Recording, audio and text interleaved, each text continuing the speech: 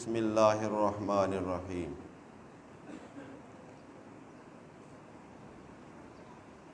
لقد کان لکم فی رسول اللہ اسوۃ حسنہ۔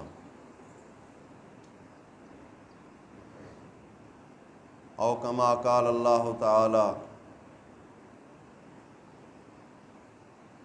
قل ان کنتم تحبون اللہ فاتبعونی یحببکم اللہ۔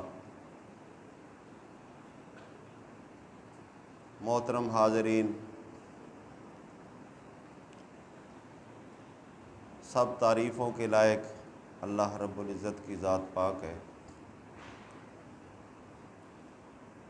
اللہ کے سارے رسولوں پہ سلام جو دعوت حق لے کر اپنی اپنی امت کے اندر کھڑے ہوئے اور انہوں نے اس دعوت کا حق ادا کیا، تو وہی پیغمبروں کی سنت ادا کرنے کے لیے آج کا یہ پروگرام دعوت و تبلیغ کا الحمدللہ منعقد ہے۔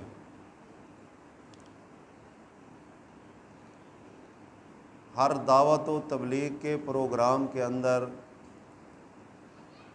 ایک مقصد خاص ہوتا ہے۔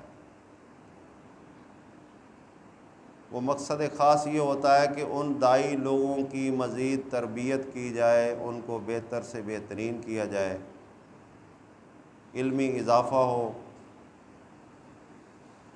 تو حاضرین سے گزارش ہے کہ آپ لوگ اس موقع کو ضائع نہ کریں، اپنی توجہ اس طرف رکھیں جس مقصد کے لیے آپ آئے ہیں۔ تھوڑا ہی وقت ہے، انشاءاللہ گزر جائے گا، اور اس کا بہترین صلہ یہ ہوگا کہ ہم اس وقت کے اندر کچھ نہ کچھ اللہ کے دین کا حصہ لے کر جائیں جو ہماری باقی ماندہ زندگی کے اندر ہمیں مددگار ثابت ہو۔ امید ہے ساتھی کوشش کریں گے انشاءاللہ۔ میرا عنوان ہے سنت رسول صلی اللہ علیہ وسلم کی اہمیت اور اطاعت رسول۔ بڑا زبردست عنوان ہے،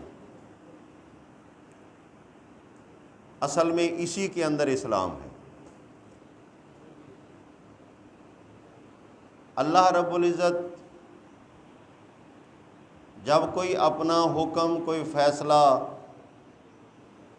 اپنے بندوں کے لیے نازل فرماتے ہیں تو ساتھ ہی اس حکم اور اس حکم پہ عمل کرنے والی شخصیت کو بھی کھڑا کرتے ہیں۔ جس طرح اللہ فرماتے ہیں وَلَقَدْ بَعَثْنَا فِي كُلِّ أُمَّةٍ رَسُولًا، ہم نے ہر امت میں رسول کھڑا کیا۔ تو رسول کے بعثت کا اصل مقصد کیا ہوتا ہے؟ رسول کی اطاعت۔ اکثر لوگوں کے ذہنوں میں یہ ہے کہ اللہ کی اطاعت ہو جائے تو آٹومیٹک رسول کی اطاعت ہو جاتی ہے۔ اس فرق کو آج سمجھنا ہے۔ اللہ کی اطاعت حکم میں ہے، رسول اللہ کی اطاعت عمل میں ہے۔ اللہ عمل سے پاک ہے، اس کو عمل کی ضرورت نہیں ہے، اور رسول اللہ حکم سے مبرہ ہیں کیونکہ حکم صرف اللہ کا، ان الحکم الا للہ۔ تو ایک مومن اور مسلم جب اسلام لاتا ہے تو اسلام لانے کے بعد اسلام کے مطابق چلنا اس کے لیے لازم ہو جایا کرتا ہے، اور پھر ہر بندہ اگر اپنی اپنی مرضی سے اسلام کے اوپر چلے تو اسلام کے اندر بہت سارا اختلاف پیدا ہو جائے، جس طرح آج ہم دیکھ رہے ہیں۔ اپنی مرضی کا عمل، اگر کسی کو یہ دماغ کے اندر کیڑا پیدا ہو گیا ہے کہ میں نے جو اپنی مرضی کے مطابق جو سمجھا ہے وہی کرنا ہے، تو کم از کم وہ ایک اطاعت سے فارغ ہو چکا ہے۔ اللہ رب العزت فرماتے ہیں یا ایھا الذین آمنوا اطیعوا اللہ و اطیعوا الرسول ولا تبطلوا اعمالکم، اے ایمان والو اللہ کی اطاعت کرو۔ اب اللہ کی اطاعت کا مقصد واضح طور پہ موجود ہے کہ حکم مانو، رب چاہی کرو من چاہی نہ کرو۔ تو جب رسول کی اطاعت کا وقت آئے گا، رسول کی اطاعت جب آپ پہ لازم ہوگی اللہ کی اطاعت کے بعد، تو اس کا مطلب یہ ہوگا کہ اب پریکٹیکل معاملہ ہے، اب کچھ کر کے دکھانے کا معاملہ ہے۔ اللہ کی اطاعت جو تھی وہ ماننے کا معاملہ تھا۔ تو اب پریکٹیکل کے اندر جب ہم آئیں گے تو لازمی بات ہے کہ اللہ نے جو ہمارے لیے ایک راہبر کھڑا کیا ہوا ہے، ہم اسی کے نقش قدم پہ چلتے ہوئے اعمال کریں گے، وگرنہ آگے ایک بہت بڑی خطرناک بات کھڑی ہے، لا تبطلوا اعمالکم، اپنے اعمال کو برباد نہ کرو، باطل نہ کر دو۔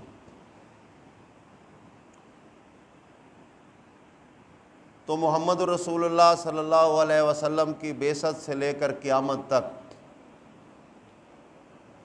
جہاں آتی اللہ موجود ہے وہاں آتی الرسول بھی موجود ہے۔ تھوڑا سا اگر انتظامیہ اس بات کو سمجھیں تو میں اس کے اندر تھوڑی سی اضافہ کرنا چاہتا ہوں کہ سنت کے ساتھ اگر بدعت کا ذکر نہ کیا جائے تو سنت کی اہمیت ظاہر نہیں ہوتی، اگر انتظامیہ اجازت دے تو، کیونکہ عنوان نہیں ہے۔ سنت کہتے ہیں طریقے کو،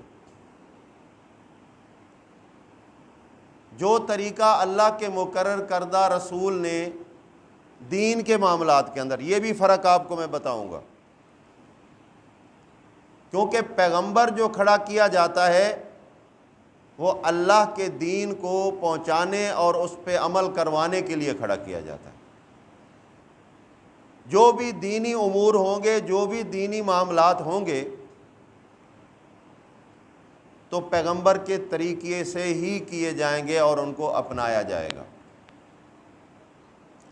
اگر کوئی مسلمان ہونے کا دعویٰ کرے اور اس کی عملی زندگی رسول اللہ صلی اللہ علیہ وسلم کی عملی زندگی سے ہٹ کر اور ہو بھی نیکی، دین کا حصہ ہو، تو اللہ فرماتے ہیں وہی برباد ہوگا، وہ اعمال جو ہیں وہی برباد ہوں گے، وہی باطل کیے جائیں گے۔ تو اب ہم دیکھتے ہیں کہ ہمارے فی زمانہ مسلمانوں کے اندر، پاکستان، ہندوستان، جتنے بھی مسلمان ہیں دنیا کے اندر، ان کے اندر عملی کیفیت کیا ہے؟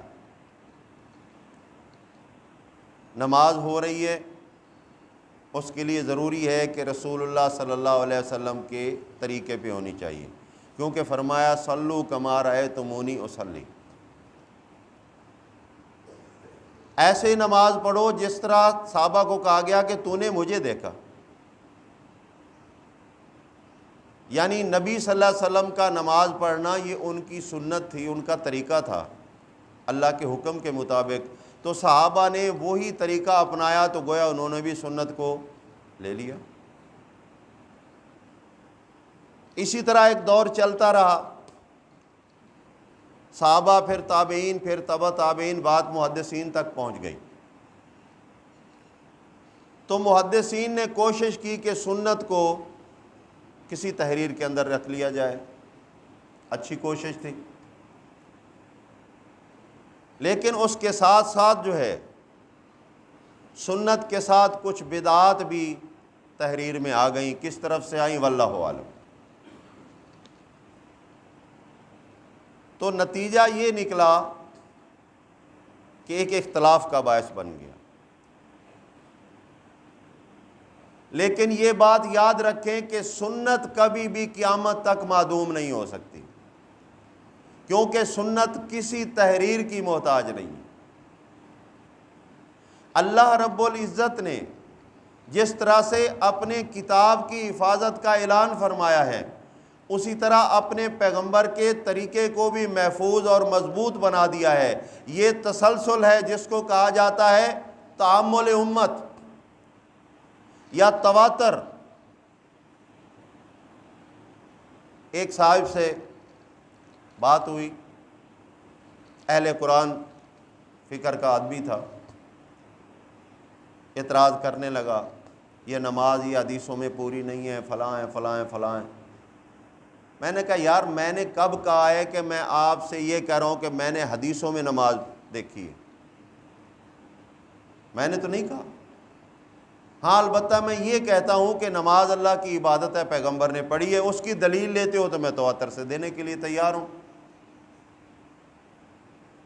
اس نے کہا مثال دو۔ میں نے اس کو مثال دی۔ میں نے کہا یار یہ مسجد کے اندر سے اذان کی آواز آتی ہے، اللہ اکبر اللہ اکبر، یہ کیا چیز ہے؟ اس نے کہا جی اذان۔ بھائی آپ نے کوئی حدیث نہیں پڑھی، آپ نے کوئی علم نہیں پڑھا، آپ کو کیسے پتہ ہے کہ یہ اذان ہے؟ وہ کہتا ہے میرے ماں باپ نے بتایا، معاشرہ بتا رہا ہے کہ یہ اذان ہے۔ تو میں نے کہا بھائی آپ کے ماں باپ کو کس نے بتایا؟ انہوں نے بھی کوئی تاریخ نہیں پڑھی، ان کو کس نے بتایا اذان ہے؟ تو ماننا پڑا اس کو کہ ان کو ان کے ماں باپ نے بتایا ہوگا۔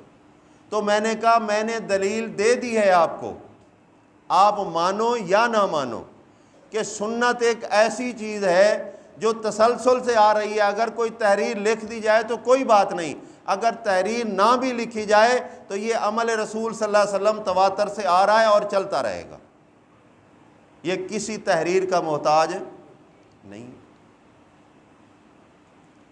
تو سنت رسول صلی اللہ علیہ وسلم اللہ رب العزت کی حفاظت میں چل رہی ہے اور چلتی رہے گی۔ اب دوسری بات یہ کہ اطاعت رسول، اطاعت رسول بھی وہی ہے جس کو سنت رسول کہتے ہیں، ناموں کا فرق ہے۔ یہ مطلب نہیں اطاعت کا کہ ہم ہاتھ باندھ کر اللہ کے رسول کے آگے کھڑے ہو جائیں، ہاتھ باندھنے کے لیے اللہ کی ذات کافی ہے، بس وہی ہے۔ اطاعت کا مطلب یہ ہوتا ہے کہ آپ نے اس بات کے پیچھے چلنا ہے جس بات کو آپ سے کہا گیا ہے کہ اس کی اطاعت کرو۔ تو رسول اللہ صلی اللہ علیہ وسلم نے اعلان نبوت کے بعد عملی زندگی کے اندر جب ساتھیوں کی تربیت کی ہے تو اللہ تعالیٰ پہلے سے ہی حکم فرما دیتے ہیں پیغمبر کو وَاعْبُدْ رَبَّكَ حَتَّى يَأْتِيَكَ الْيَقِينُ، اپنے رب کی عبادت کر یہاں تک کہ تجھے موت آ جائے، تو موت کے دہانے تک پہنچ جائے۔ تو اپنے رب کی عبادت کیسے؟ سوال پیدا ہوتا ہے بھائی رب کی عبادت کیسے کی جائے؟ یہاں آ کر آپ عابد کے مسئلے کو بھی سمجھیں گے، عابد اور معبود کا مسئلہ بھی تو ہے نا۔ اللہ تعالیٰ نے پیغمبر کو بھی کہا ہے اور پیغمبر کے امتیوں کے لیے بھی کہا ہے وَاعْبُدُ اللَّهَ، اللہ کی بندگی کرو، اللہ کی عبادت کرو۔ تو کچھ لوگوں کا خیال یہ ہے کہ بندگی سے مراد یہ ہے کہ اللہ کو مان لو، بس اللہ کو پاورفل مان لو، سپر طاقت اللہ کو مان لو، یہی بندگی ہے۔ نہیں، اس کا عملی ثبوت نہیں ہے، یہاں عملی ثبوت کی ضرورت ہے۔ ایک بندہ جب کھڑا ہوتا ہے اللہ کی بارگاہ کے اندر اللہ اکبر کہتا ہوا ہاتھ باندھ کر کھڑا ہوتا ہے تو دیکھنے والے کے لیے دلیل ہوتا ہے کہ کس ہستی کے سامنے یہ ہاتھ باندھ کے کھڑا ہوا ہے۔ اتنا بڑا معزز آدمی، چودھری آدمی، خان آدمی، اس کو کبھی اس طرح نہیں دیکھا، لیکن اب دیکھ رہے ہیں کہ یہ ہاتھ باندھ کے کھڑا ہوا ہے ساکت ہو کر۔ تھوڑی دیر گزرتی ہے، ابھی وہ تعجب میں ہی ہے دیکھنے والا کہ وہی خان صاحب رکوع میں چلا جاتا ہے، وہ اور تعجب میں پڑتا ہے کہ یہ کیا ہو رہا ہے، ابھی قیام تھا اور ابھی یہ جھک گیا ہے، پھر اس سے آگے سجدہ آیا کھڑا ہوا ہے، تو جب وہ سجدے میں جاتا ہے تو یہ انتہا ہوتی ہے۔ قرآن یہاں بول اٹھتا ہے وسجد واقترب، اللہ کو سجدہ کر اور قریب ہو جا اللہ کے۔ یعنی یہاں قریب ہونے کا مطلب یہ ہے کہ اللہ اسی میں راضی ہے کہ اللہ کا بنایا ہوا چہرہ یہ اللہ کے سامنے جھکے، یہ اللہ کا بنایا ہوا بندہ اللہ کے سامنے عاجز ہو کر ہاتھ باندھ کے کھڑا ہو جائے، یہ اللہ کا بنایا ہوا بندہ اللہ کے سامنے جھک جائے، رکوع کر لے، تو یہ ہے اللہ کا قرب، یعنی صلاۃ، نماز۔ سب سے پہلے رسول اللہ صلی اللہ علیہ وسلم نے شروع کی۔ اب اطاعت رسول میں مومن کیا کرے گا؟ اگر کہے اطاعت رسول میں میں تو قرآن پڑھ رہا ہوں، میں تو قرآن پڑھ رہا ہوں لہٰذا یہی رسول کی اطاعت ہے اور یہی اللہ کی اطاعت ہے، تو پریکٹیکل کہاں گیا؟ وہ سجدہ کہاں گیا؟ وہ قیام کہاں گیا؟ وہ رکوع کہاں گیا؟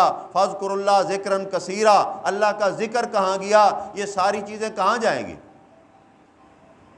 لازمی بات ہے کہ پیغمبر کے طریقے سے ان کو بھی اپنانا پڑے گا۔ اچھا، تو میں بات کر رہا تھا کہ اطاعت پیغمبر کی جو ہے نیک عمل کے اندر ہے، غلط عمل تو پیغمبر کرتا ہی نہیں ہے، لہٰذا اس کی اطاعت ہی ختم ہو گئی۔ تو نیک اور اچھے عمل کی اطاعت جو ہے وہ پیغمبر کے ذریعے سے جو ہو رہی ہے، تو اگر کوئی دنیا میں عمل ایسا ہو رہا ہو جو نیکی سمجھ کر کیا جا رہا ہو اور پیغمبر نے نہ کیا ہو، تو اس کو کیا کہیں گے؟ اس کو بدعت کہیں گے۔ تو میں نے گزارش کی تھی انتظامیہ سے کہ اجازت دے دیں تاکہ سنت کے ساتھ ساتھ سنت کی مخالفت بھی، جزاک اللہ، سنت کی مخالف چیز بھی جو ہے اس کو بھی ذکر کیا جائے، پتہ چل جائے کہ پیغمبر کیا کرتے تھے اور کیا نہیں کرتے تھے، پھر جا کے ہوگا اطاعت رسول کا حق ادا۔ تو آج جس انداز سے مسلمانوں کے اندر ایک عملی زندگی کا نمونہ ہمارے سامنے ہے، اس کے اندر آدھا تتر اور آدھا بٹیر ہے۔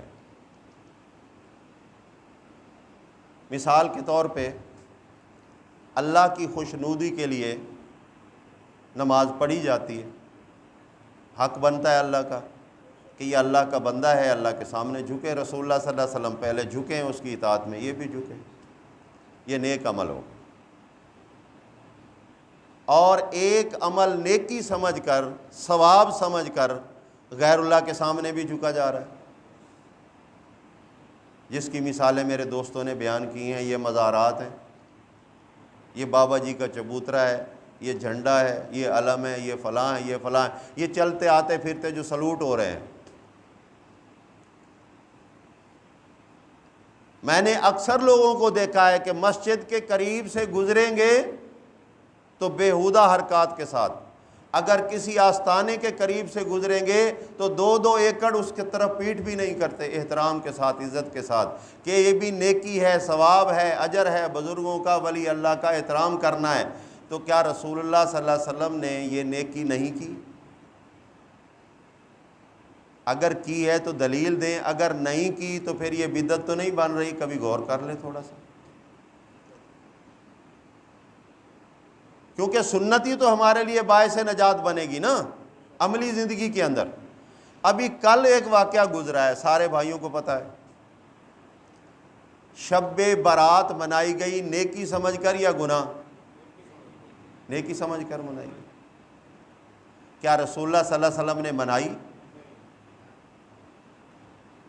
تو جو لوگ اس کو نیکی سمجھ کر منا رہے ہیں یا جنہوں نے منائی ہے، کیا انہوں نے بدعت نہیں کی؟ قرآن اور حدیث دونوں میں سے میں آپ کو ایک تقابل پیش کرنا چاہتا ہوں، غور کریں ذرا۔ رسول اللہ صلی اللہ علیہ وسلم نے فرمایا کہ جس نے دین کے اندر نئی بدعت ایجاد کی، یعنی وہ کام جو میں نے نہیں کیا، تو اس کی نماز، اس کی حج، اس کا روزہ قبول نہیں ہوگا، وہ مرے گا تو گمراہی کی موت مرے گا اگر اس نے توبہ نہیں کی۔ اب قرآن کیا کہتا ہے؟ قرآن کہتا ہے من یشاقق الرسول، جو رسول کی مخالفت کرے۔ جب رسول مانا گیا راہبر کے طور پہ، اب اس راہبر کی اطاعت میں عمل نیک کرنا ہے، اور کوئی اپنے طور پہ عمل کھڑا کر لے اور اس کو نیک سمجھے، ثواب سمجھے، رسول اللہ صلی اللہ علیہ وسلم کی عملی زندگی کی اس کے اوپر کوئی دلیل نہ ہو، تو یہ مخالفت رسول بنتی ہے یا نہیں بنتی؟ من یشاقق الرسول، جو رسول کی مخالفت کرے۔ تو معلوم یہ ہوا کہ جتنے دین کے نام سے نئے شوشے اڑ رہے ہیں، نئی عبادتیں اور ریاضتیں ہو رہی ہیں، نئے قسم کے ذکر و اذکار ہو رہے ہیں، یہ ہو اللہ ہو کی جو تسبیحاں چل رہی ہیں، یہ ساری کی ساری پیغمبر کی طرف اس کی کوئی دلیل نہیں جاتی، پیغمبر کی طرف کوئی دلیل نہیں جاتی۔ تو بجائے یہ نیکی کے گناہ بن رہے ہیں، کیونکہ اللہ فرما رہا ہے من یشاقق الرسول، جو رسول کی مخالفت کرے، من بعد ما تبین لہ الہدی، الہدا اس کے لیے واضح ہو گئی ہے کتاب و سنت کے ذریعے سے۔ کتاب اللہ کے اندر حکم نہیں ہے، رسول اللہ کا عمل نہیں ہے، لہذا اس نے یہ بات مخالفت میں کی۔ اور اگلی بات سنیے، یہاں جو بتایا جاتا ہے نا کہ بہت بڑے بزرگ علماء، بڑے بڑے حضرت اور فقیہ اور یہ اور وہ، اللہ بنیاد دیتا ہے صحابہ کو۔ یہاں کیا فرمایا؟ وَيَتَّبِعْ غَيْرَ سَبِيلِ الْمُؤْمِنِينَ، یعنی نمبر 1 پہلے مومن رسول اللہ صلی اللہ علیہ وسلم کے صحابہ ہیں، انہوں نے بھی یہ کام نہیں کیا۔ اگر کوئی ثابت کر کے دکھائے کسی تاریخ سے، کسی تواتر سے، تو ہم ماننے کے لیے تیار، لیکن مانیں گے تو پھر ایک اور نقصان ہوگا، پھر ہمیں یہ ثابت کرنا پڑے گا کہ صحابہ نے کیا، رسول اللہ نے کیوں نہیں کیا۔ غور کریں نا، اگر رسول اللہ نے کیا تو صحابہ نے کیا نا، تو جو رسول اللہ نے نہیں کیا اگر وہ صحابہ کی طرف منسوب ہو، میرا آپ کا ایمان ہے کہ صحابہ ایسی گستاخی نہیں کر سکتے، لہذا رسول اللہ پہ بھی جھوٹ، صحابہ پہ بھی جھوٹ۔ تو جو بدعت ہوتی ہے، جو نیکی سمجھ کر کی جاتی ہے، اگر اس پہ رسول اللہ کی عملی زندگی کی مہر نہ ہو تو وہ باعث نجات کے باعث عذاب بن جاتی ہے، دنیا کے اندر بھی اور آخرت کے اندر۔ اب رسول اللہ صلی اللہ علیہ وسلم کی کچھ سنتیں آپ کے سامنے رکھنا چاہتا ہوں، کیونکہ آج کل فتنوں کا دور ہے نا، شترے بے مہار ہو چکے ہیں امت کے کافی لوگ، بد عملی کا شکار، عابد اور معبود کے مسئلے کو بالکل مفقود کر دیا گیا ہے۔ یعنی وہ ذات جو اعلان کر کے کہتی ہے وما خلقت الجن والانس الا لیعبدون، ہم نے جنوں اور انس کو اسی لیے پیدا کیا ہے کہ وہ میری بندگی کریں، یہ اعلان الہ واحد کا ہے۔ اور بندگی کس طرح ہونی چاہیے، اس کی دونوں شکلیں موجود ہیں، اگر دل سے بندگی کا ارادہ ہو اور پھر عملی طور پہ کر کے دکھائے تو یہ بندگی ہو گئی مکمل۔ اگر ظاہری بندگی کرو گے، دل سے ارادہ نہیں ہوگا، اللہ فرماتے ہیں لا یؤمنون باللہ وبالیوم الآخر، یہ ریاکار ہیں، دکھانے والے ہیں، دل سے نہیں کرنے والے ہیں۔ اگر دل سے کرنے والے ہیں، پریکٹیکل نہیں کر رہے، تو لازمی بات ہے کہ رسول اللہ کی مخالفت ہو گئی، کیونکہ رسول نے مانا بھی ہے اور عمل بھی کر کے دکھایا۔ تو آج ہمیں یہ بات ماننی پڑے گی کہ ایمان کے بعد عملی زندگی کو اگر ترک کیا جائے تو یاد رکھیے نجات نہیں ہے۔ میں اکثر ساتھیوں کو کہا کرتا ہوں، قیامت والے دن اللہ نے جو میزان کا نظام بنایا ہے، جس کو یوم الحساب کہا گیا، تو وہاں تول ہوگا۔ میزان کا مطلب ہے تولنا، ماپنا، بیلنس دینا۔ تو وہاں ایمان تلے گا یا اعمال تلیں گے؟ ایمان کا تو معاملہ یہ ہے کہ ایمان آپ لا گئے، مان گئے، یقین کر لیا، اللہ کو بھی علم ہے کہ میرے اس بندے نے مان لیا، لیکن وہاں جو ہے قرآن کی شہادت سے پیش کرتا ہوں۔ قرآن کہتا ہے من یعمل مثقال ذرۃ خیرا یرا ومن یعمل مثقال ذرۃ شرًا یرا، یہاں عمل کی بات ہو رہی، ایمان کی بات نہیں ہو رہی۔ تو لہٰذا اگر کوئی ایمان کے بعد عمل صالح نہیں کرتا تو قیامت والے دن کیا اس کا پلڑا بھاری ہوگا یا خالی ہوگا؟ یہ ہے پیغمبر کی سنت۔ عملی زندگی کو اپنائیے، اللہ رب العزت کے احکامات پہ عمل کر کے دکھائیے۔ مثال کے طور پہ اللہ نے حکم دیا ہے حج کرو، تو حج کے اندر جتنے معاملات آ رہے ہیں سیدنا ابراہیم علیہ السلام سے لے کر محمد علیہ السلام تک، یہ ایک تسلسل اور تواتر چلا آ رہا ہے، تو اللہ نے تو فرمایا حج کرو۔ حج کے اندر جو کچھ ہو رہا ہے، یہ صفا مروہ ہو رہا ہے، یہ طواف خانہ کعبہ ہو رہا ہے، یہ احرام باندھا جا رہا ہے، اور احرام کا بھی ایک طریقہ کار ہے۔ اللہ نے تو نہیں بتایا کہ تم نے ایسے احرام باندھنا ہے، بلکہ یہ طریقہ سیدنا ابراہیم علیہ السلام سے چلا آ رہا ہے کہ اسی طریقے سے احرام باندھنا ہے۔ اللہ نے نہیں کہا کہ طواف کے اندر تم نے 7 چکر لگانے ہیں، لیکن ابراہیم علیہ السلام نے کتنے چکر لگائے؟ 7 لگائے۔ تو اسی سنت کا پابند اللہ تعالیٰ نے بعد والے رسولوں کو بھی کیا، حتیٰ کہ آخری رسول محمد رسول اللہ صلی اللہ علیہ وسلم کو کہا اتبع ملت ابراہیم حنیفہ، تو اتباع کر ابراہیم علیہ السلام کے دین کی۔ جب ملت کی بات آتی ہے نا تو اس میں دونوں چیزیں آ جاتی ہیں، عقیدہ بھی آتا ہے اور عمل بھی آتا ہے۔ تو ہر چیز تو پیغمبروں کے ذریعے واضح ہو رہی ہے، اسی کو کہتے ہیں اطاعت رسول۔ تو اطاعت رسول کے اندر جتنی بھی عبادات آپ کریں گے، اس کی حقیقت تو اللہ ہی میرا مالک جانتا ہے کہ وہ خوش ہو کر آپ کو کتنا زیادہ اجر دے گا، کیونکہ اس کی مقدار مالک نے کسی کو بتائی نہیں ہے۔ ایک نمازی جب نماز پڑھتا ہے تو 2 لکھنے والے بیٹھے ہیں، لکھ لیتے ہیں۔ یہ جتنی روایتیں یا قصے آتے ہیں نا، فلاں عمل کرو اتنا ثواب، اتنا ثواب، اتنا ثواب، یہ فضول ہے۔ اللہ تعالیٰ نے اپنی رحمت کو ایک وقت مقرر کے لیے بتایا ضرور ہے، لیکن چھپایا ہوا ہے۔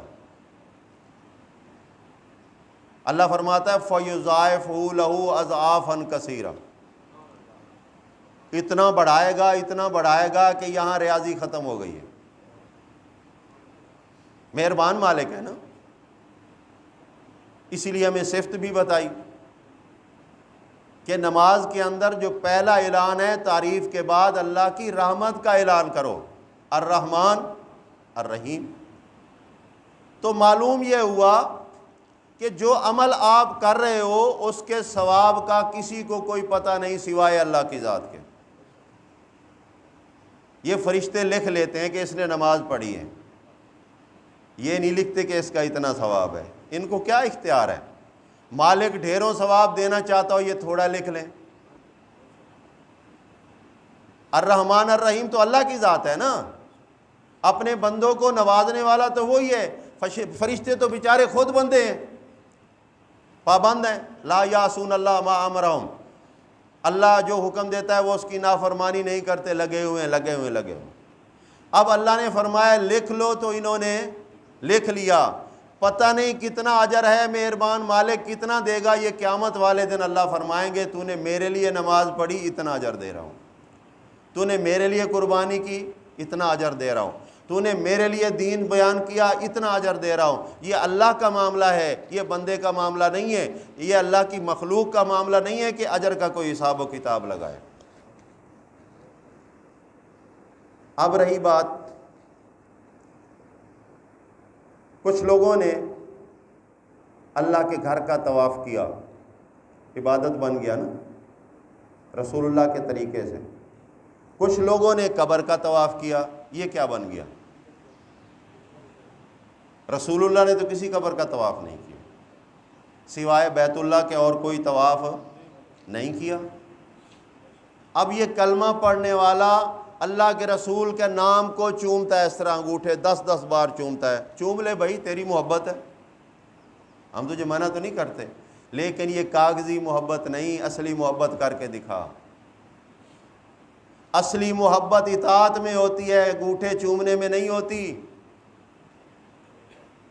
اگر یہ محبت کا انداز ہوتا تو تاریخ بتاتی ہے 1,29,000 صحابہ ہیں جو اللہ کے رسول صلی اللہ علیہ وسلم کو دیکھا ہے اور ایمان لے کر آئے ہیں، واللہ عالم کم و بیش اس سے زیادہ ہو یا کم ہو، لیکن کسی صحابی نے محبت کا یہ انداز نہیں دکھایا کہ اللہ کا رسول کہے چلو اللہ کے لیے یہ عبادت کرو، وہ کہے جی یہ تو مجبوری ہے نہیں ہو سکتی لیکن آپ کا نام چومتا ہوں،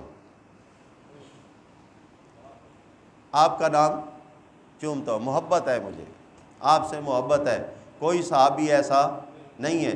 تو پھر قرآن کہتا ہے وَيَتَّبِعْ غَيْرَ سَبِيلِ الْمُؤْمِنِينَ، یہ لوگ جو ہیں ان مومنین صحابہ کے راستے کے علاوہ چلتے ہیں، غیر مومنین کی طرف چلتے ہیں۔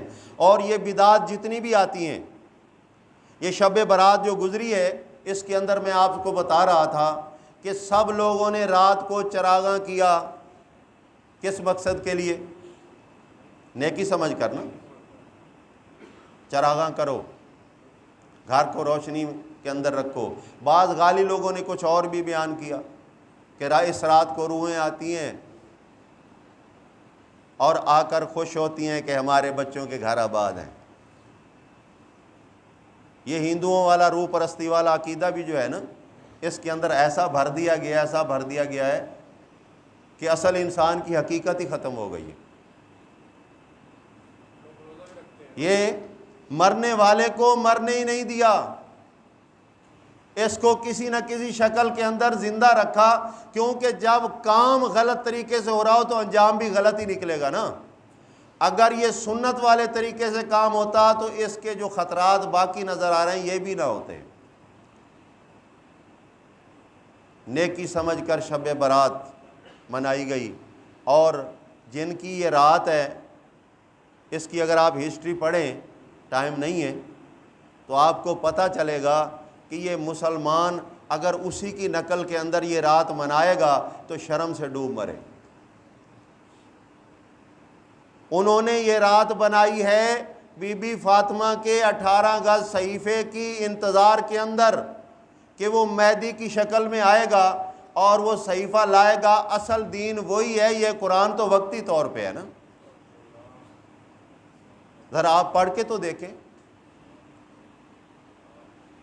ایک محقق نے لکھا ہے شب برات قرآن کی نظر میں، اس نے لکھا ہے، پڑھیں ذرا آپ کو پتہ چلے گا۔ چلے بہرحال کسی کا آپریشن کرنے کی کوئی ضرورت نہیں ہے، ہم اپنا آپریشن کر لیں زیادہ اچھا ہے۔ اب جی اس کے اندر روزے رکھنے ہیں اپنی مرضی سے۔ جب شب برات رسول اللہ صلی اللہ علیہ وسلم کے دور میں نہیں تھی تو اس کا روزہ ہوگا؟ سوال ہے نا۔ جب یہ شب ہی نہیں تھی، اور اس کا نام دیکھیں آپ، شب کس زبان کا لفظ ہے؟ فارسی کا۔ اسلام فارسی میں آیا یا عربی میں؟ عربی میں آیا۔ برات کا معنی ہے بیزاری، یہ عربی میں بھی مستعمل ہے، فارسی میں بھی مستعمل ہے۔ اگر اسلامی یہ رات ہوتی تو اس کو کہا جاتا لیلۃ البرات، جس طرح لیلۃ القدر کہا جاتا ہے۔ لیلۃ البرات نہیں کہا گیا تو ثابت ہوا کہ یہ دین جو ہے ایران سے چلا ہے، یہ سعودیہ سے نہیں چلا۔ شب برات تو اس کے متعلقات، جب درخت تھوہر کا ہو تو اس کی ٹہنیوں پہ آم لگ سکتے ہیں؟ اس کے تو انگ انگ میں وہ زہریلا ہی مواد ہوگا جو اس کی بنیاد ہے۔ تو جب شب برات غلط ہے تو اس کے متعلقات بھی غلط ہوئے۔ اسی طرح یہ بدعت ثابت ہو گئی۔ اب ایک بدعت سنت، پہلے سنت بتاتا ہوں۔ پیغمبر علیہ السلام کی سنت کیا ہے کہ جب کوئی مسلمان مر جائے جس کا خود پریکٹیکلی رسول اللہ صلی اللہ علیہ وسلم نے کیا بھی اور بتایا بھی ساتھیوں کو کہ اس کو غسل دو، اس کو کفن دو، اس کا جنازہ پڑھو، اس کو دفن کر دو۔ اب جو مرنے کے بعد ہوتا ہے، پہلا پروسیس ہے اس کا غسل کا، یہ سنت ہے۔ کئی قبیلوں کے اندر مرنے کے بعد اس کے سرانے پہ کچھ گندم رکھی جاتی جس کو کہتے ہیں بیڑی بھاڑا، بیڑی بھاڑا۔ پھر سورہ یاسین پڑھ کر اس کو 7 منزلیں دی جاتی ہیں، ایک جگہ سے اٹھاؤ، دوسری جگہ پہ، تیسری جگہ پہ، چوتھی جگہ۔ پورے سرمایہ روایات میں اور سنت رسول صلی اللہ علیہ وسلم میں ہمیں یہ کام نظر نہیں آتا۔ بظاہر تو نیک کام ہے نا، بظاہر نیک کام ہے اور لوگ نیک سمجھ کر کرتے ہیں، لیکن یہاں سند رسول اطاعت کے اور سنت کی نہیں ہے، لہذا فہو رد، یہ مردود ہے کام، یہ بدعت ہے، یہ بجائے ثواب کے گناہ کا ہے۔ اچھا، پھر یہ بھی ہوتا ہے، اللہ کے رسول فرماتے ہیں من کذب علیہ متعمدا فجزاؤہ جہنم، جس نے میرے اوپر جھوٹ باندھا بات کو سمجھتے ہوئے، متعمد طریقے سے جان بوجھ کر جھوٹ باندھا، ایک تو ہوتا ہے نا غلطی سے بات ہو جائے، اللہ معاف کرنے والا، جان بوجھ کر جھوٹ باندھا تو اس کا ٹھکانہ جہنم ہے۔ تو اب رسول اللہ صلی اللہ علیہ وسلم کی سیرت جو ہے 1450 سال سے چلی آ رہی ہے، باپ در دادا، دادا پر دادا اسی طرح سے چلی آ رہی ہے۔ مجھے آپ بتائیں جو نیک کام ہیں ان کے اندر کون سی چیز نہیں ہے؟ میں آپ کو گن کر بتاتا ہوں۔ نماز ہو رہی ہے دنیا پہ، نیک کام ہے، روزہ رکھا جا رہا ہے، حج بھی ہو رہا ہے، صدقات و خیرات بھی ہو رہے ہیں، زکوٰۃ بھی دی جا رہی ہے، نکاح بھی ہو رہے ہیں، عیدیں بھی پڑھی جا رہی ہیں، قیام اللیل بھی ہو رہا ہے، ٹھیک ہے، قرآن بھی پڑھا جا رہا ہے، یہ ساری چیزیں تسلسل اور تواتر سے ملتی ہیں۔ لیکن جو ان کے خلاف ہیں، قرآن پڑھو، قرآن پہ عمل کرنے کی بجائے اس کو پھونکے مارنے شروع کر دو، یہ سنت تو نہیں ہے۔ اللہ کے رسول صلی اللہ علیہ وسلم نے پہلی بات تو یہ ہے کہ ایسی پھونکوں سے منع کیا ہے، یہ رقیہ کے اندر شامل ہے۔ رقیہ کہتے ہیں دم کرنا، جھاڑ پھونک کرنا، تو رسول اللہ صلی اللہ علیہ وسلم نے اسے منع فرمایا۔ لیکن اگر کوئی قرآن پڑھ کر گھر کے کونوں کے اندر پھونک مارے، پانی پہ پھونک مار کے چھڑکائے، بیمار کو پلا دے اور کہے میں نے تو قرآن ہی پڑھا ہے، نیک کام کیا، کو برا کام کیا ہے، تو اس سے پوچھا جائے نا کہ ثابت کرو کہ کیا رسول اللہ صلی اللہ علیہ وسلم نے بھی کیا یا نہیں کیا۔ اگر نہیں کیا تو نے بہت برا کام کیا ہے، اللہ کی کتاب کو استعمال کیا اپنی برائی کے اندر، ظالم اپنا انجام سوچ۔ اللہ فرما رہا ہے وَنُصْلِهِ جَهَنَّمَ وَسَاءَتْ مَصِيرًا، ایسے شخص کو جہنم میں داخل کیا جائے گا اور بہت برا ٹھکانہ ہے۔ ایسے نہیں مالک نے کہہ دیا آتی اللہ و آتی الرسول، اور دوسری جگہ فرمایا مَن يَتَّبِعِ الرَّسُولَ فَقَدْ أَطَاعَ اللَّهَ۔ مطلب کیا ہے کہ رسول اللہ اللہ کے حکم کے خلاف چلتے نہیں، اور رسول جو ہوگا وہ آتا ہی اسی مقصد کے لیے، وما ارسلنا من رسول الا لیطاع باذن اللہ، ہم نے کسی رسول کو نہیں بھیجا کہ وہ اپنی اطاعت کرائے اپنی مرضی سے، نہیں، اللہ کے حکم سے اطاعت ہوتی ہے اس کی۔ تو پیارے بھائیوں، سنت کی بہت بڑی اہمیت ہے۔ یہ ہماری بھول ہے کہ ہم سنت کو چھوڑ کر نجات پائیں گے، نہیں، سنت کو جب دیکھتے چلے جاؤ گے، میں تو یہاں تک کہتا ہوں کہ اللہ کی توحید کو ماننا بھی پیغمبر کی سنت ہے۔ سب سے پہلے پیغمبر نے اعلان کیا نا، لا شریک لہ وبذالک وامرت انا اول المسلمین، اللہ کا کوئی شریک نہیں ہے۔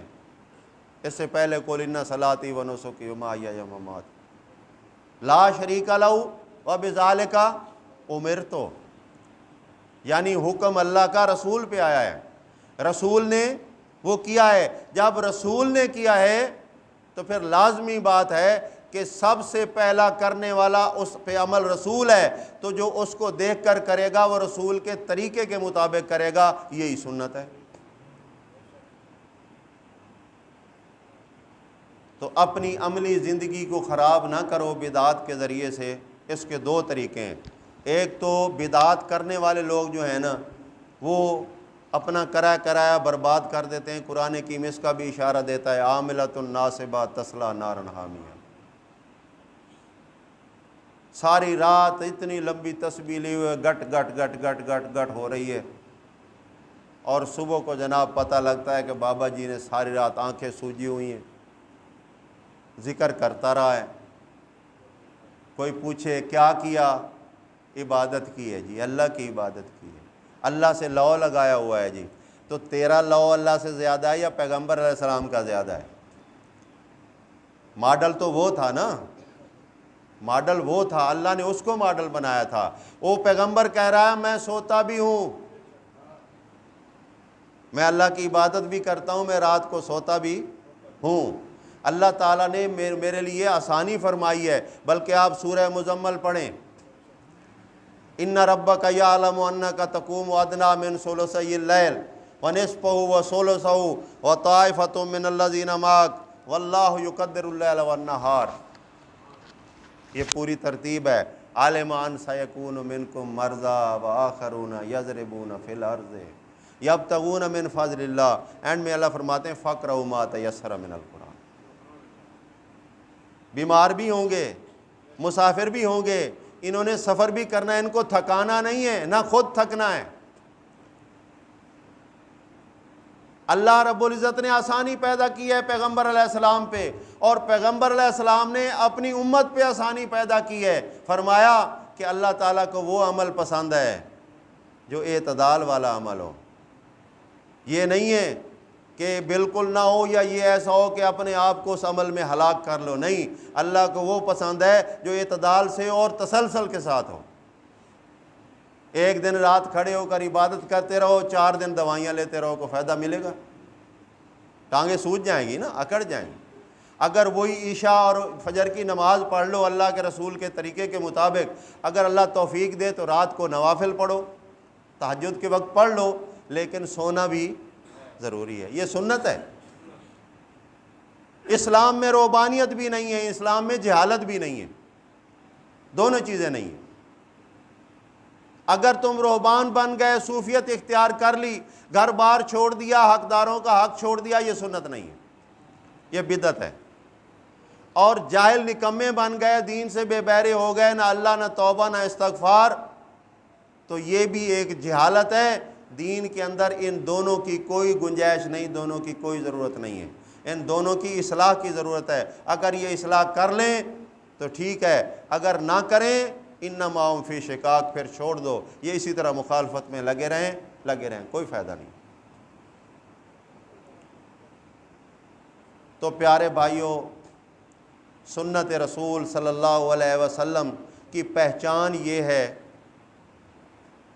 کہ وہ فطرت کے مطابق ہوگی، غیر فطری سنت نہیں ہو سکتی، کیونکہ رسول جو ہے نا پوری انسانیت کے لیے، جس طرح یہ کتاب پوری انسانیت کے لیے ہے نا، تو جس پہ کتاب یہ نازل ہوئی ہے وہ بھی پوری انسانیت کے لیے۔ اب فطرت کی بات غیر مسلم کے اندر بھی موجود ہے۔ پیغمبر کی سنت ہے بزرگوں کا احترام کرو، سنت ہے نا، تو کیا اگر کوئی غیر مسلم ہوگا تو بزرگوں کا احترام نہیں کر رہے؟ وہ کر رہے ہیں۔ جو چیزیں اسلام میں غلط ہیں، یقین مانیے اگر معافی ضمیر کوئی صحیح فیصلہ کرنا چاہے تو غیر مسلم بھی ان کو غلط ہی مان رہا ہے۔ ماں بہن کے ساتھ کوئی نکاح نہیں کرتا، چاہے کوئی ہندو ہو، کوئی سکھ ہو، کوئی یہودی ہو، اپنے باپ کو کوئی برا نہیں کہتا۔ ہاں گندے لوگ مسلمانوں میں بھی کہتے ہیں، کلمہ پڑھنے کے بعد بھی کہتے ہیں، مسلمانوں کے ہی بیٹے ہوتے ہیں جو اپنے ماں باپ کو قتل بھی کر دیتے ہیں۔ نہیں، یہ غیر فطری بات ہے۔ پیغمبروں کی سنت جو ہے اس کے اندر فطرت لازمن ہوگی، فطرت کے خلاف کوئی سنت نہیں ہے۔ البتہ ان کے جو بڑے ہیں وہ غیر فطری کام کرتے ہیں، وہ کرتے کیا ہوں گے؟ کرتے نہیں بلکہ مشہور کر دیے گئے ہیں۔ بابا جی 18 سال 12 سال کنویں میں لٹکے رہے، 12 سال دریا میں ایک ٹانگ پہ کھڑے ہو کر اللہ کی عبادت کرتے رہے، ہو سکتا ہے؟ وہ 12 سال تو لوہے کو لٹکا دو کنویں میں، اس کو بھی زنگ لگ جاتا ہے۔ یہ کیسے بزرگ ہیں؟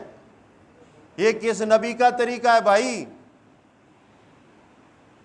بھائیوں جب تک یہ چیزیں روحانیت والی دماغوں سے نہیں نکلیں گی، اسلام نہیں آئے گا، سنت رسول صلی اللہ علیہ وسلم نہیں آئے گی۔ اس لیے ہمیں چاہیے کہ اس کی فکر کریں۔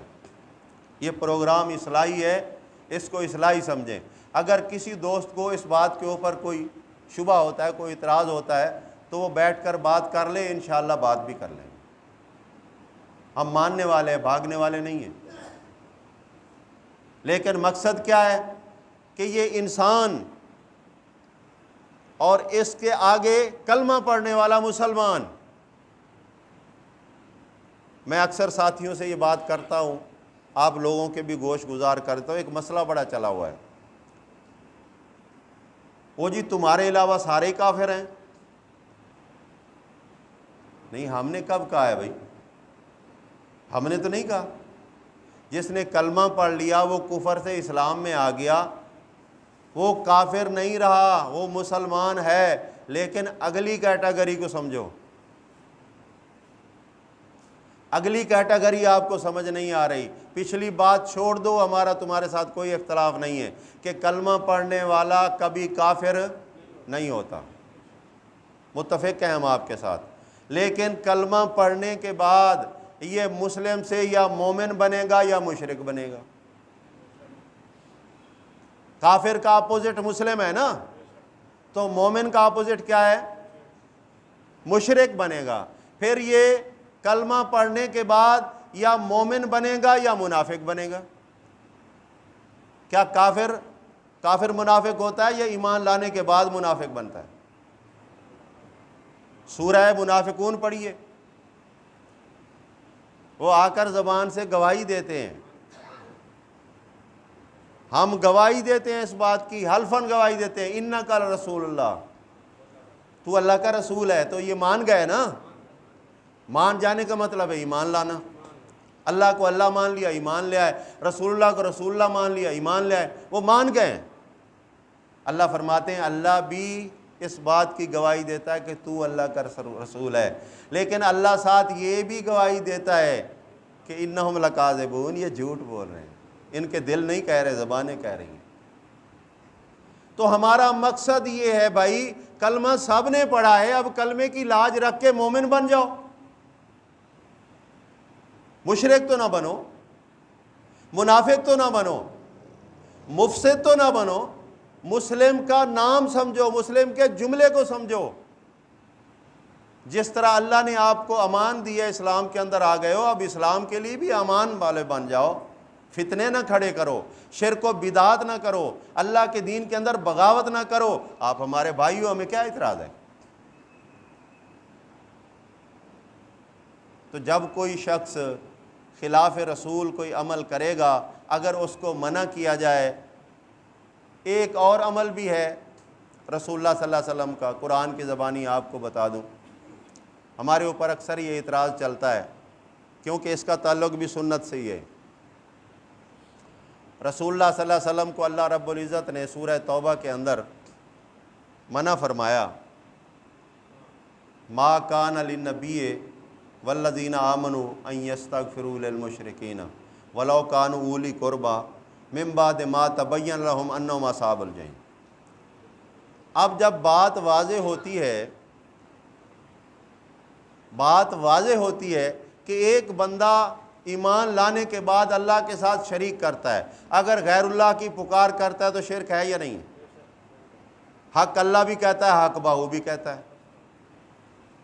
قرآن کیا کہتا ہے؟ ذالک بان اللہ هو الحق، اللہ ہی حق ہے۔ جو بہاول حق کہے، جو حق باہو کہے، جو حق فرید کہے، کیا یہ شرک کر رہا ہے یا نہیں کر رہا؟ انہوں نے اپنے عقیدے کے مطابق ٹھیک کہا، کیونکہ تیرے اور ان کے عقیدے میں بہت فرق ہے۔ یہ قول اصل میں صوفیوں کا تھا، وہ کہا کرتے تھے کہ یہ پوری کائنات اللہ ہی ہے۔ کون کہتا ہے میں مر جاؤں گا، میں تو دریا ہوں، سمندر میں اتر جاؤں گا؟ یہ تو ان کا عقیدہ ہے۔ وہ تو اپنے عقیدے میں حق کہہ رہے ہیں کہ یہ بہاول جو ہے یہ اللہ ہی کا حصہ ہے، لہذا حق ہے۔ ارے تو عقل مند سمجھ لے، تو جو اس کو حق کہہ رہا ہے، بہاول حق کہہ رہا ہے، تو اس کی بات میں نہ، تو یہ کہے کہ بہاول عبداللہ ہے۔ اگر بہاول نام کا کوئی آدمی ہے یا باہو نام کا کوئی آدمی ہے تو وہ عبداللہ ہے، حق نہیں ہے، حق صرف اللہ کی ذات ہے۔ تو پیغمبر نے بھی یہی کہا۔ عیسیٰ علیہ السلام کہتے ہیں انی عبداللہ آتانی الکتاب، کہہ دیتے نا منصور حلاج کی طرح کہ انا الحق، نہیں کہا نا، جرت نہیں تھی۔ یہی پہچان ہوتی ہے ایمان کی اور حق اور سچ کی، کہ جب کوئی شخص ایمان لے آتا ہے پھر اللہ رب العزت کا حق کسی اور کو نہیں دیتا۔ تو آج جو مسئلہ آپ کھڑا کرتے ہو کہ آپ نمازیں نہیں پڑھتے ہو، جنازے نہیں پڑھتے ہو، فلاں نہیں کرتے ہو، فلاں نہیں کرتے ہو، ہم کہتے ہیں کہ بے انصاف کو امام نہیں بنایا جا سکتا۔ امام کون ہوتا ہے؟ متقی۔ ابراہیم علیہ السلام نے ایک دعا کی نا، اللہ تعالیٰ نے اس کو اعزاز دیا، اللہ نے فرمایا انی جاعلک للناس اماما، میں تجھے لوگوں کا امام بنا رہا ہوں۔ تو یہ امام صرف نبوت کا نہیں ہے، یہ امام طریقے کا بھی ہے۔ اس لیے آخری رسول کو کہا کہ تو ملت ابراہیم کے پیچھے چل۔ تو مطلب ہر معاملے کے اندر، ہر نیک کام کے اندر وہ امام ہے ابراہیم علیہ السلام، اور اسی کی اطاعت جو ہے نا آخری نبی کے اوپر بھی لازم کی گئی۔ تو کیا نماز پڑھانا، امام بنانا نیک کام ہے یا نہیں ہے؟ اکثر لوگ کہتے ہیں او نہیں جی نہیں، جن کے دل میں کوئی ٹیڑھ ہوتا ہے نا، او نہیں جی وہ تو نبوت کی بات ہے، باقی ساروں کے پیچھے نماز ہو سکتی ہے، سب کے پیچھے نماز پڑھ لو۔ اور ایک نے کہا اپنا تعاون علی البر والتقوی، وہ لاہور والے، لہذا یہ بر ہے، تقوی ہے، ان کے ساتھ نماز پڑھ لی کرو۔ میں نے سوال کیا اہل تشیع بھی تو نماز پڑھتے ہیں نا، اللہ کی نماز پڑھتے ہیں، کہ حسین کی تو نہیں پڑھتے، طریقہ مختلف ہے ان کا۔ کیا اہل تشیع کے ساتھ نماز پڑھو گے؟ بر کر رہے ہیں، نیکی کر رہے ہیں۔ کہتے ہیں نہیں یار اہل تشیع کے ساتھ نہیں ہو سکتی، وجہ ان نے ان سے پوچھا نماز پڑھ رہے ہو نیکی سمجھ کر رہے ہو یا گناہ؟ تو اہل تشیع کیا کہیں گے؟ ہم گناہ کر رہے ہیں۔ کیا وہ نماز میں اللہ اکبر نہیں کہتے، سبحان ربی الاعلیٰ نہیں کہتے، سبحان ربی العظیم نہیں کہتے؟ یہ بر ہو رہی ہے، کھڑے ہو جاؤ ان کے ساتھ۔ نہیں جی نہیں، ان کے ساتھ نہیں ہو سکتی۔ کیوں نہیں ہو سکتی؟ یہ شرک کرتے ہیں۔ تو یہاں جو ولایت کا پرچار لے کے بیٹھے ہوئے یہ مومن ہے؟ ایاک نعبد و ایاک نستعین تعلیم بھی دی جا رہی ہے، سنائی پڑھائی بھی جا رہی ہے، اور اللہ کی مخلوق کی عبادت بھی ہو رہی ہے۔ یہ جہاں شرک ہے وہاں بدعت بھی ہے، پیغمبر کا طریقہ نہیں ہے۔ پیغمبر کا طریقہ اللہ کی عبادت ہے۔ تو ہمیں بدعت سے بچنا ہے، شرک سے بچنا ہے۔ باقی کہنے والے جو مرضی کہتے ہیں، ہمیں کسی سے کوئی اعتراض نہیں۔ ہر کوئی اپنے اپنے دل کی بھڑاس نکالتا ہے، اس کو حق ہے، لیکن کہنے سے پہلے یہ سوچ لو کہ یہ بات لکھی بھی جا رہی ہے۔ آج اگر تم کسی کو جواب نہ دے پاؤ تو کوئی بڑی بات نہیں، لیکن کل اللہ کی عدالت میں جواب دینا پڑے گا۔ تو بہتر یہی ہے کہ مان لیا جائے۔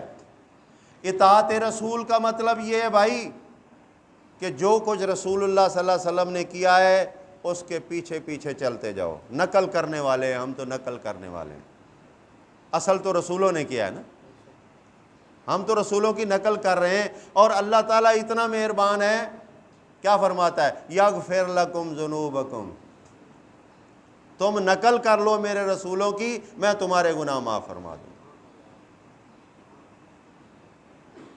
میرے بھائی نے اپنے بیان میں ایک آیت پڑھی تھی، نوح علیہ السلام نے اپنی قوم سے کہا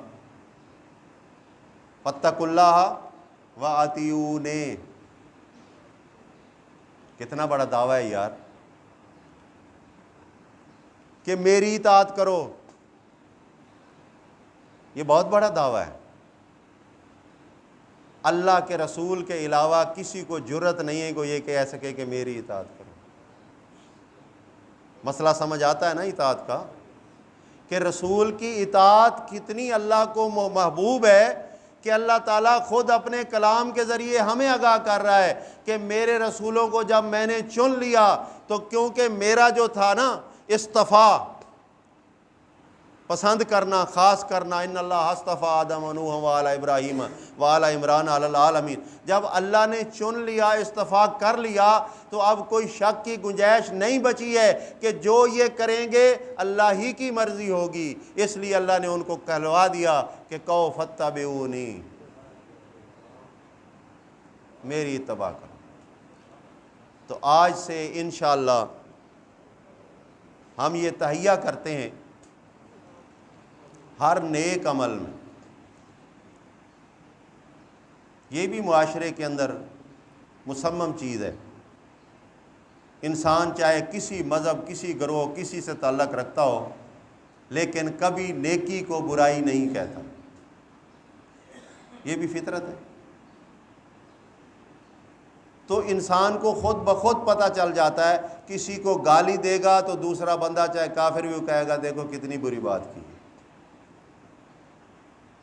اگر کسی کو دعا دے گا تو وہ کافر بھی وہ کہے گا ٹھیک ہے یار، اچھے الفاظ ہیں اس کے۔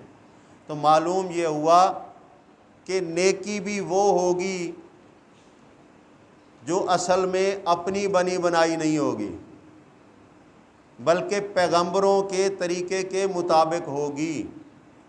اگر ایسا ہو جائے، اور ہونا چاہیے، ہو جائے، تو میرے خیال میں اللہ رب العزت کی رحمتوں کا جو وعدہ ہے سورہ اعراف کے اندر، وہ آج ہماری آنکھیں دیکھ سکتی ہیں، جس طرح صحابہ کی آنکھوں نے دیکھا ہے۔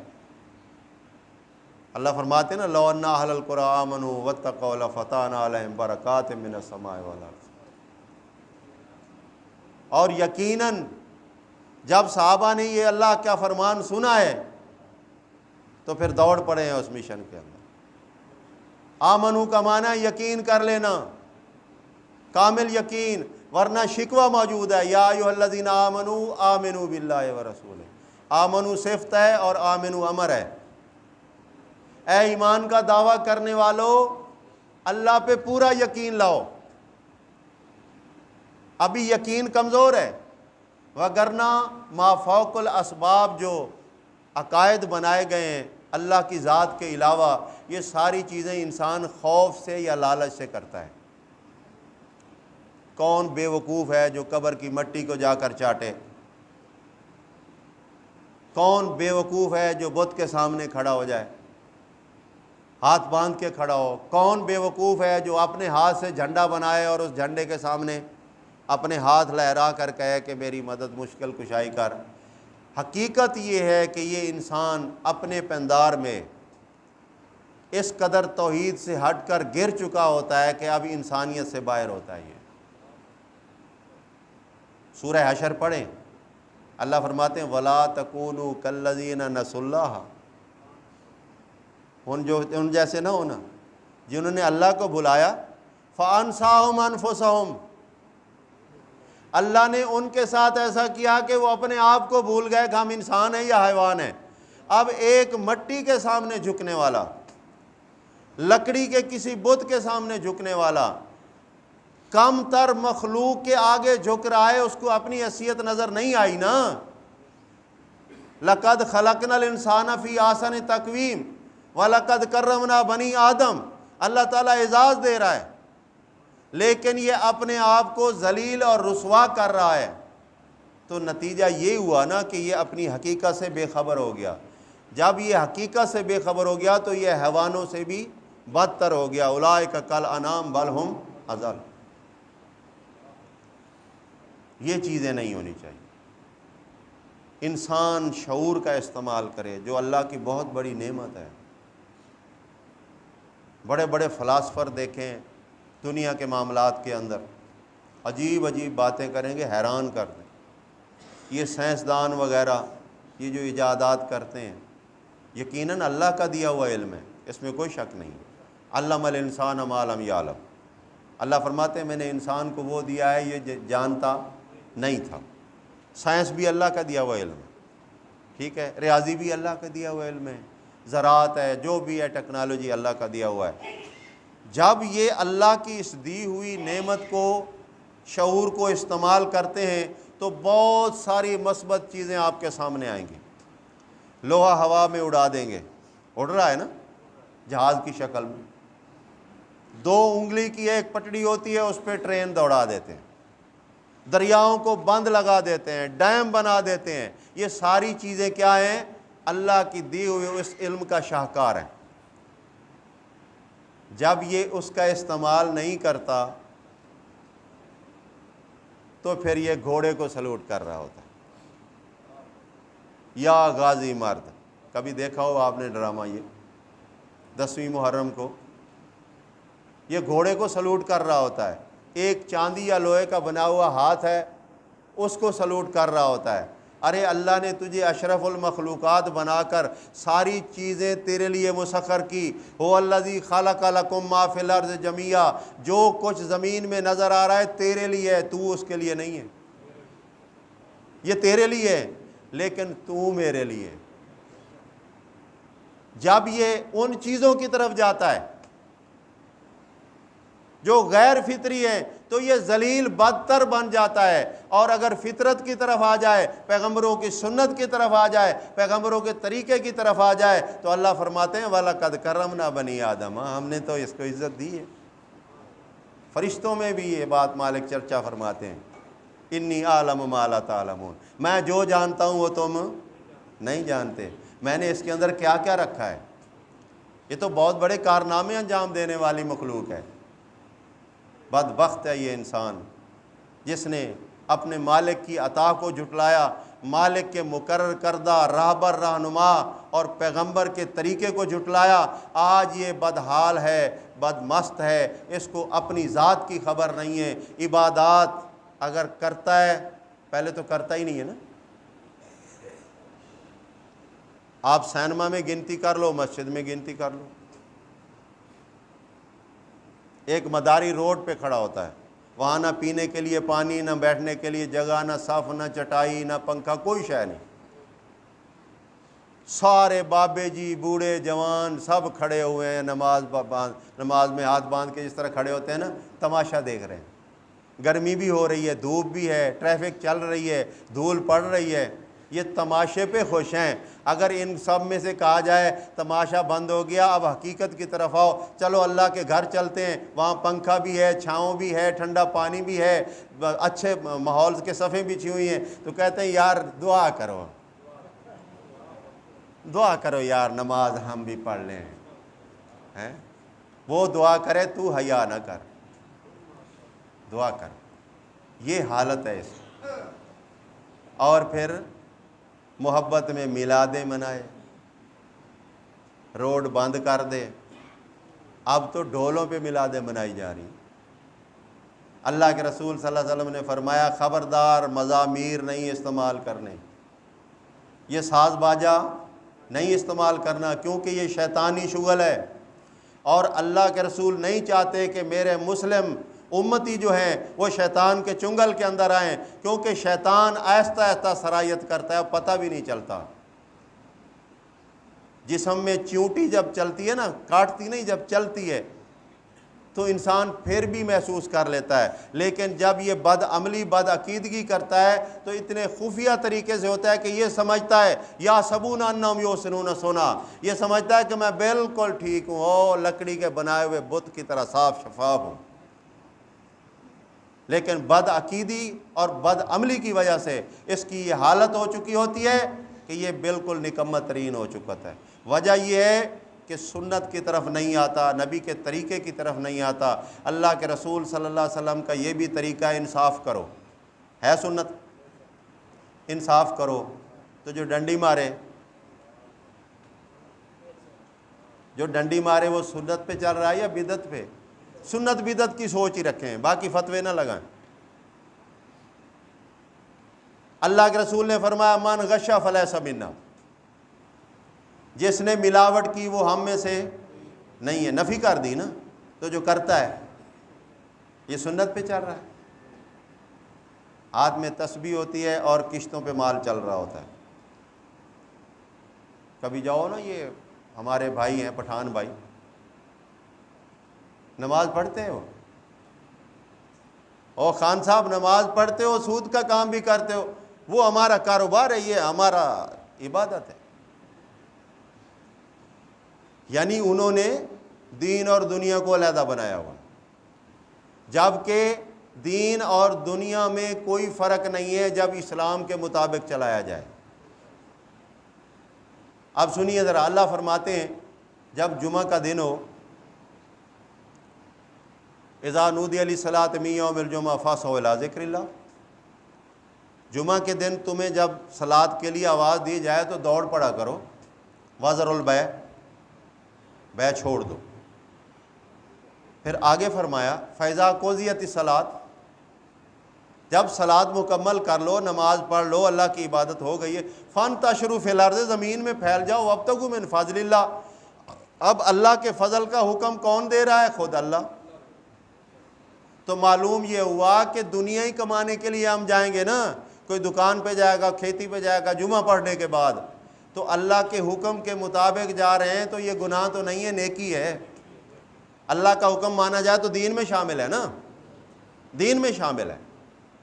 لہذا دنیا اور دین کو ایسے علیحدہ طریقے سے جدا کر دیا، یہ صرف اپنے آپ کو بچانے کے لیے کہ میں کہیں اس کی زد میں نہ آ جاؤں، نماز پڑھتا رہے، سود دیتا رہے، نماز پڑھتا رہے، نشہ بیچتا رہے، نماز پڑھتا رہے، جھوٹ بولتا رہے، نماز پڑھتا رہے، بد اخلاقی بد مزاجی کرتا رہے، حرام رزق کھاتا رہے، کہتا میں تو نماز پڑھ رہا ہوں۔ فویل للمصلین، بربادی ایسے نمازیوں کے لیے، ہلاکت ہے۔ ان الصلاۃ تنہی عن الفحشاء والمنکر، نماز بے حیائی برے کاموں سے روکتی ہے۔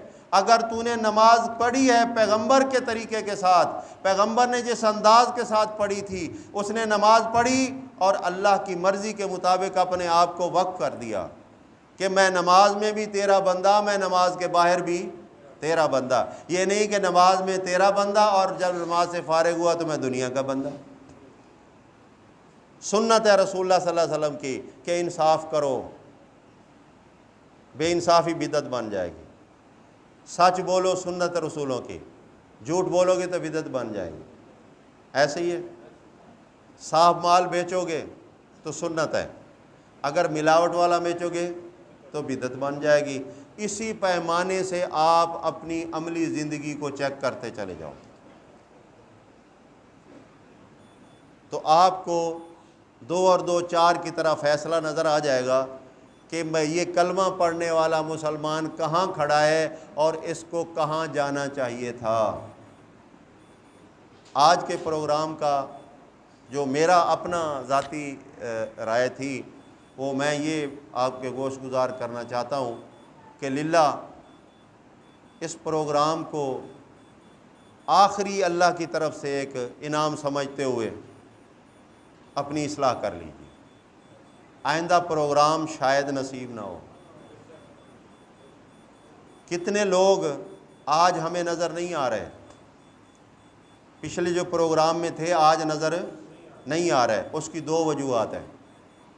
کچھ تو مر گئے ہوں گے، یقینی موت ہے، کل نفس ذائقۃ الموت، اور کچھ شیطان کے ایسے چنگل میں آئے ہیں، زندہ بھی ہیں لیکن دین کے معاملے میں مردہ ہیں،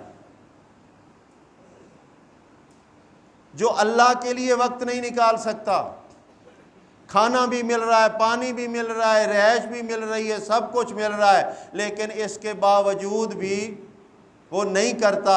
لیکن پیچھے ذرا نظر دوڑاؤ، ان کو کھانا چھوڑنا پڑا، چھوڑ دیا، بیویاں چھوڑنی پڑیں، چھوڑ دیں، لباس بھی پورا نہیں ہے۔ ایسے حالات واقعات پیش آئے ہیں کہ اللہ کے راہ میں جب صحابہ شہید ہوئے ہیں تو ان کو جسم ڈھانپنے کے لیے کپڑا پورا نہیں ہے، اگر سر ڈھانپتے ہیں تو پاؤں ننگا ہو جاتا ہے، پاؤں ڈھانپتے ہیں تو سر ننگا ہو جاتا ہے۔ یہاں تو کوئی ایسی بات نہیں ہے بھائی، یہاں تو ابھی ٹرینیں گئے، ابھی تو ادھر جانا ہے۔ بزدلو ابھی سے دل چھوٹا کر کے بھاگ گئے ہو، جبکہ قرآن کا اعلان کیا ہے؟ ام حسبتم ان تدخلوا الجنہ، ایسے کلمہ پڑھنے سے جنت نہیں ملے گی۔ ولما یاتکم مثل الذین خلو من قبلکم، جب تک پہلے لوگوں جیسے حالات تمہارے نہ کر دیے جائیں۔ مستہم الباسا والضراء وزلزلوا، 3 قسم کے جھٹکے لگے۔ پھر ہوا کیا؟ حتیٰ یقول الرسول، یہاں تک کہ وہ جھٹکا رسول بھی برداشت نہ کر سکا اور کہنے لگا متی نصر اللہ، متی نصر اللہ۔ مومنوں نے بھی کہا متی نصر اللہ۔ اللہ فرماتے ہیں الا، صبر کرو، خبردار ہو جاؤ، اعلان ہو چکا ہے، ان نصر اللہ قریب، اللہ کی مدد قریب ہے۔ تو پیارے بھائیو، جب ہم کوشش کریں گے کتاب و سنت کے مطابق چلنے کے لیے، دل میں ولولہ پیدا کریں گے، تو انشاءاللہ وہ زلزلے جو صحابہ رضی اللہ عنہم اجمعین نے برداشت کیے، یقیناً ہم برداشت نہیں کر پائیں گے۔ اور اللہ تعالیٰ یہ بھی اعلان فرماتے ہیں لا یکلف اللہ نفسا الا وسعہا۔ ہم تو یہ چھوٹی چھوٹی آزمائشوں کے سامنے بزدل بن جاتے ہیں، وہ تو تلواروں کے سامنے بھی بہادر تھے۔ ایک روایت میں آتا ہے کہ مسلمان جب ایک غزوہ کے اندر وہ درہ کو چھوڑا نا، جب انہوں نے، تو کافر نے گھوم کر حملہ کر دیا، وقتی طور پہ نقصان ہو گیا۔ تو کافر گھرا کر کہتا ہے لنا عزا ولا عزا لکم، ہمارا عزا ہے، آج ہم غالب آ گئے، تمہارا عزا نہیں ہے، تم مانتے نہیں۔ تو رسول اللہ صلی اللہ علیہ وسلم صحابیوں کے مخاطب کر کے زخمی حالت میں کہتے ہیں کہ جواب دو اللہ مولانا ولا مولا لکم۔ یہاں جواب دینا بنتا ہے، تم عزا لیے پھرتے ہو، ہمارا اللہ مددگار ہے اور تمہارا اللہ مددگار نہیں ہے جب تک تم ایمان نہ لے کر آؤ۔ اور پھر اللہ رب العزت نے کایا پلٹ دی ہے۔ ایسا وقت بھی آیا کہ کلیجے منہ کو آئے، شکست سامنے تھی، لیکن مالک الملک نے یکا یک اس شکست کو فتح میں بدل دیا۔ اللہ سب کچھ کرنے والا ہے، وہ قادر مطلق ہے، لیکن ہم اپنا قبلہ تو درست رکھیں، اپنے آپ کو قرآن سنت کا پابند تو رکھیں۔ اور آج میں برملا آپ کو کہہ رہا ہوں کہ آج جو فتنہ جدیدیت کا ہمارے سامنے ہے، یہ جدائی ڈال رہا ہے، قرآن و سنت میں جدائی ڈال رہا ہے۔ اور ان کا حملہ پتہ ہے کیا ہوتا ہے؟ او جی فلاں حدیث فلاں حدیث فلاں حدیث۔ آج ایک صاحب سے ملاقات ہوئی، مجھے کہتا ہے کہ فلاں محدث نے وہ جھوٹ بولا ہے، تو پھر اس پہ تو اللہ کی لعنت ہوئی۔ میں نے کہا میرے پیارے بھائی ذرا غور کریں، پہلی بات تو یہ ہے کہ یہ بات اس کی طرف منسوب ہے، کوئی بھی محدث ہو، اب وہ ہم میں موجود نہیں ہے، ہم جری بنے کیوں بنے، برا بھلا کیوں کہیں؟ اللہ فرماتا ہے تلک امۃ قد خلت لہا ما کسبت، یہ گزرے ہوئے لوگ ہیں، وَلَكُمْ مَا كَسَبْتُمْ وَلَا تُسْأَلُونَ عَمَّا كَانُوا يَعْمَلُونَ، ان کی کمائی ان کو ملے گی، تمہاری کمائی تمہیں ملے گی، تم سے ان کے بارے میں نہیں پوچھا جائے گا، یہ قرآن کا فیصلہ ہے۔ اب ہم نے ظاہری دیکھنا ہے کہ ظاہری چیز غلط کیا ہے، اس غلطی کا رد کر دیں۔